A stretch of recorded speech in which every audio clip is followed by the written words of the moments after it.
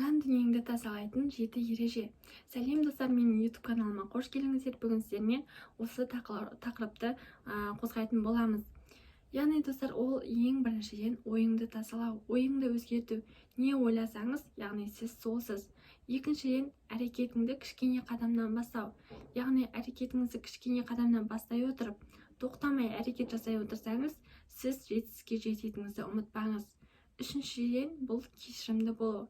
Кешіре білген адамның жүрегі кең болады және де энергиясы да көп болады. Төртіншіден, бұл барлық нәрсеге түсіністікпен қарау. Яғни барлық нәрсеге түсіністікпен қараған адамның адамгершілігі мол және де білімді адам болады.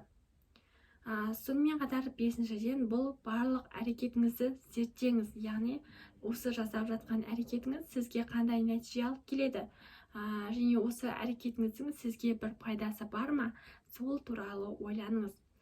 Алтыншы, бұл жаңағы өзіңіздің жаман қасиеттеріңізбен күресіңіз. Яғни жаман қасиеттеріңізді өзіңіздің байқай отырып, бұларды өзіңіздің бойыңыздан жоқ қылуға тырысыңыз. Өзіңізбен күресіп, өз-өзіңізді жеңіңіз.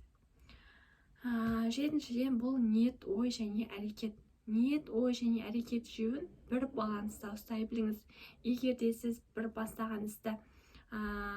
істі бастап, ниет және ой болып, егер де сізде әрекет болмаса, онда сізден ешқандай да нәтиже шықпайды.